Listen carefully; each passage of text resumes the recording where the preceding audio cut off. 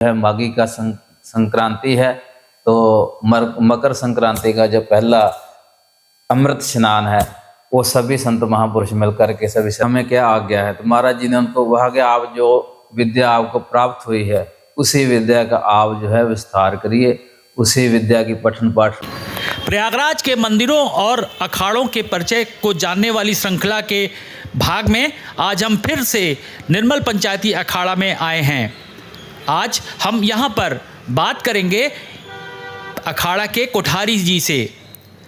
जो बताएंगे कि कैसे यहाँ की पेशवाई निकलेगी, उसकी क्या संरचना रहेगी और छावनी क्षेत्र में ये किस तरह से अपनी एक्टिविटीज़ को करेंगे, कैसे सभी श्रद्धालुओं तीर्थयात्रियों की ये वहाँ पर सेवा करेंगे और किस तरह से इनका आगे का आने वाला प्लान रहेगा। आइए जानते हैं यहाँ के निर्मल पंचायती अखाड़ा के कोठारी जी से। दोस्तों, अखाड़ों की परिचय के श्रृंखला में आज हम फिर पंचायती अखाड़ा में आए हुए हैं और यहाँ पर हम यहाँ के जो पंचायती अखाड़ा निर्मल पंचायती अखाड़ा है उनके कोठारी जी से बात कर रहे हैं। कोठारी जी हमें बताएंगे कि कुंभ में जो आपके अखाड़े की एक्टिविटी है वो क्या होगी और उसका थोड़ा सा विस्तार भी बताएंगे, ताकि जो भक्त, जो श्रद्धालु, जो तीर्थयात्री अखाड़े से अपना परिचय बढ़ाना चाहते हैं या फिर अखाड़े की एक्टिविटी में शामिल होना चाहते हैं, वो कुंभ मेला क्षेत्र में वहां पर आकर छावनी में महाराज जी से, महाराज जी के साथ दूसरे जो महान संत यहाँ पर आएंगे छावनी में पंचायती अखाड़ा के, उनसे मुलाकात कर सकें, उनसे आशीर्वाद दे सकें। तो आइए शुरू करते हैं एक थोड़ा सा परिचय के साथ, कि आप अपना परिचय बता देंगे और फिर हम छावनी में कुंभ मेला क्षेत्र में क्या करेंगे उसके बारे में। मैं महंत जसविंदर सिंह शास्त्री, कोठारी कोषाध्यक्ष श्री पंचायती अखाड़ा निर्मल कनखल हरिद्वार और प्रदेशाध्यक्ष अखिल भारतीय संत समिति उत्तराखंड। आज हम लोग श्री पंचायती अखाड़ा निर्मल में बैठे हैं। जो निर्मल पंचायती अखाड़ा निर्मल संप्रदाय की परंपरा का अखाड़ा है, जो निर्मल संप्रदाय श्री गुरु नानक देव महाराज जी से प्रारंभ हुई। मारिया सक्का जगत विच नानक निर्मल पंथ चलाया। श्री गुरु गोबिंद सिंह महाराज जी ने काशी बनारस संस्कृत विद्या पढ़ने के लिए अपने 5 निर्मल संतों को भेजा। उन्होंने वहाँ पर रह करके वेद, वेदांग, खट शास्त्र, स्मृतियाँ, छंद शास्त्र, सारी विद्या में पारंगता प्राप्त की। उसके बाद श्री गुरु गोबिंद सिंह महाराज जी के चरणों में आकर के आशीर्वाद लिया और कहा कि हमें क्या आज्ञा है। तो महाराज जी ने उनको कहा कि आप जो विद्या आपको प्राप्त हुई है उसी विद्या का आप जो है विस्तार करिए, उसी विद्या की पठन पाठन की जो परंपरा है उसको आगे बढ़ाइए। तो वही परंपरा चलती हुई गुरु काल से लेकर के ये निर्मल संप्रदाय के रूप में चली आ रही है। जैसे सभी संप्रदायों के अपने अपने अखाड़े हैं, इसी प्रकार श्री निर्मल संप्रदाय का एक अपना स्वतंत्र अखाड़ा जिसका नाम श्री पंचायती अखाड़ा निर्मल है। जैसे सभी संप्रदाय कुंभ में आकर के अपनी एक्टिविटी करती हैं, अपनी जो सेवाएं हैं वो देती हैं, उसी प्रकार श्री पंचायती अखाड़ा निर्मल भी प्रारंभ से लेकर के हर कुंभ में, हर अर्ध कुंभ में, हर सूर्य ग्रहण मेले पे जो बड़े बड़े आयोजन भारत में होते हैं, सब आयोजनों में जा कर के अपना शिविर लगाता है। उसमें विधिवत रूप से जितनी देर भी ये पर्व चलेगा, उस पर्व के दौरान जो आने वाले यात्री है, जो आने वाले संत महात्मा हैं, जो संत महंत हैं, महामंडलेश्वर हैं, उनकी रहने की व्यवस्था, उनकी खाने की व्यवस्था और जो हमारी निर्मल परंपरा के अनुसार जो निर्मल संप्रदाय की, जो निर्मल पंचायती अखाड़े की जो श्रावणी प्रवेश शोभा यात्रा है वो 11 जनवरी 2025 को है, जो रामबाग से प्रारंभ होगी और पूरे शहर से होती हुई अपने सबसे आगे हमारी पेशवाही में, हमारी शोभा यात्रा में जो हमारे इष्ट देव हैं श्री गुरु ग्रंथ साहब महाराज जी, उनका स्वरूप रहता है। उनके आगे जो है पंच प्यारे रहते हैं और पंच निशान साहब वाले ध्वजा वाले रहते हैं और साथ में अनेक जो है बैंड रहेंगे और साथ में जो गतका पार्टी है, जो शस्त्र विद्या है, शस्त्र विद्या का जो कलाएं हैं उसको दिखाते हुए हमारी गतका पार्टी चलेगी। और उसके पीछे जो हमारे अखाड़े का सर्वोच्च पद श्री महंत पद जिसको हम बोलते हैं, निर्मल पीठाधीश्वरी बोलते हैं, जो निर्मल संप्रदाय का निर्मल पंचायती अखाड़े का सर्वोच्च पद है, वो श्री महंत जी की श्री गुरु ग्रंथ साहिब जी के पीछे उनका रथ रहेगा। उसके पीछे जो हमारे महामंडलेश्वर हैं और मंडलेश्वर लोग हैं और साधु महात्मा हैं, संत महंत हैं, उनके रथ रहेंगे, गाड़ियाँ रहेंगी और विरक्त संतों की जो जमात है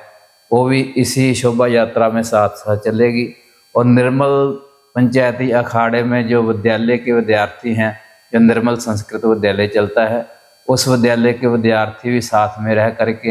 हाथों में झंडे ले करके और छड़ियाँ ले करके इस शोभा यात्रा का हिस्सा बनेंगे। और पंजाब से अनेक, पंजाब से, उत्तर प्रदेश से, राजस्थान से, हरिद्वार से, पूरे भारत से जितने भी हमारे निर्मल परंपरा के साधु हैं वो सभी इस कुंभ के आयोजन में आ रहे हैं, जो सभी मिलकर के 11 जनवरी को प्रयागराज शहर से प्रारंभ करके अपनी शोभा यात्रा और त्रिवेणी मार्ग श्री पंचायती अखाड़ा निर्मल की जो छावनी तैयार हो चुकी है उसमें जो है प्रवेश करेंगे। और 12 जनवरी को जो हमारा ध्वजारोहण होगा, क्योंकि ये हमारी थोड़ी सी अलग परंपरा है। बाकी सभी अखाड़ों में आप देखेंगे तो पहले ध्वजारोहण होगा, उसके बाद जो है प्रवेश होता है, किंतु हमारा प्रवेश पहले होता है, ध्वजारोहण बाद में होता है। उसका कारण ये है कि जब हमारा ध्वजा खड़ी हो जाती है तब हम किसी को भी भोजन से या निवास देने से हम मना नहीं कर सकते, क्योंकि जो ध्वज का अर्थ ये है कि जो भी आएगा उसको आने का संकेत देता है, जब झूलता है ना वो आने का संकेत देता है। इसलिए पहले हम प्रवेश करके अपनी व्यवस्था बनाते हैं, उसके बाद अगले दिन हम जो है ध्वजा खड़ी करते हैं। जब ध्वजा खड़ी हमारी हो जाती है उसके बाद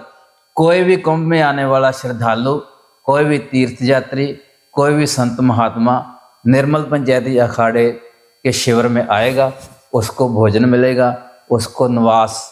करने के लिए जगह मिलेगी, उसको सत्संग मिलेगा, उसको औषधि मिलेगी, सब प्रकार की जो भी शारीरिक हमारे को आवश्यकताएं होती है वो निर्मल पंचायती अखाड़े के शिविर में उपलब्ध होंगी। तो 12 तारीख को जब हमारा ध्वजारोहण हो जाएगा उसके बाद अनावर्त 1 महीना जो लंगर चलता रहेगा और सत्संग चलेगा और श्री गुरु ग्रंथ साहिब महाराज जी के अखंड पाठ की जो लड़ी है वो 12 तारीख को प्रारंभ हो जाएगी। वो अखंड जाप चलता रहेगा, जब तक कुंभ चलेगा तब तक जो है वो अखंड पाठ की लड़ी चलेगी। और साथ में ही सुबह से लेकर के जो सत्संग का कार्यक्रम है वो 3 बजे से शुरू हो जाता है। श्री गुरु ग्रंथ साहिब महाराज जी का प्रकाश हो जाता है, उसके बाद नित्यनेम का पाठ होता है, सुखमनी साहिब जी का पाठ होगा। उसके बाद जो हमारे कीर्तन की परंपरा है, हमारे रागी जो जत्थे हैं उनके द्वारा जो गुरबाणी का आशा की वार का कीर्तन की जो हमारी परंपरा है वो होगा। उसके बाद जो गुरबाणी की कथा होगी और जो बाहर से आए हुए हमारे संत महात्मा रहेंगे, मंडलेश्वर रहेंगे, उनके द्वारा जो है प्रवचन चलेगा। सुबह से लेकर के 11 साढ़े 11 बजे तक जो है अनावर्त चलता रहता सत्संग और 12 बजे जो दोपहर का भोजन है, दोपहर का जो भंडारा है वो 12 बजे होगा और 12 बजे सभी संत महात्माओं की पंक्ति लगेगी, उसके बाद सभी श्रद्धालुओं की लगेगी। इसी प्रकार सायंकाल का जो प्रोग्राम है वो रहता है, संध्या का समय संध्या आरती होती है, उसके पहले संध्या पाठ होता है और आरती के बाद फिर शाम के दीवान में, शाम की सभा में सभी संत महापुरुषों के द्वारा प्रवचन और संता मंडलेश्वरों के द्वारा जो है अपने अपने जो कुंभ के विषय में और गुरु सिद्धांत के विषय में और अपने सनातन परंपरा के विषय में जो है संत महापुरुष जो है श्रद्धालुओं को संबोधित करते रहेंगे। और इसी प्रकार एक महीना अनावर्त चलता रहेगा 12 तारीख से लेकर के, और 13 तारीख को लोहड़ी का त्यौहार भी वहाँ से ही बहुत हर्षोल्लास के साथ मनाया जाएगा। और 14 तारीख को पहला जो है माघी का संक्रांति है, तो मकर संक्रांति का जो पहला अमृत स्नान है वो सभी संत महापुरुष मिलकर के, सभी श्रद्धालुओं से मिलकर के करेंगे। इसी प्रकार एक महीने का हमारा निर्मल पंचायती अखाड़े का कार्यक्रम रहेगा। हम सभी देशवासियों से, सभी श्रद्धालुओं से प्रार्थना करते हैं कि आप कुंभ में आकर के दर्शन कीजिए, और कुंभ में त्रिवेणी में स्नान करके, संगम में स्नान करके, संत महापुरुषों के दर्शन करते हुए श्री निर्मल पंचायती अखाड़े में आकर के दर्शन कीजिए। संत महापुरुषों के प्रवचन श्रवण करके अपने जीवन को सफल बनाएं। आपको हमारी ये प्रस्तुति कैसी लगी? अगर आपको ये प्रस्तुति उपयोगी लगी हो, आपकी जानकारी को बढ़ाने वाली लगी हो, तो अपना लाइक इस पोस्ट को दें, शेयर करें, और अगर आप अभी तक upnow.online के सदस्य नहीं बने हैं तो इसके सदस्य बने। अरुण का अभिवादन पुनः स्वीकार करें।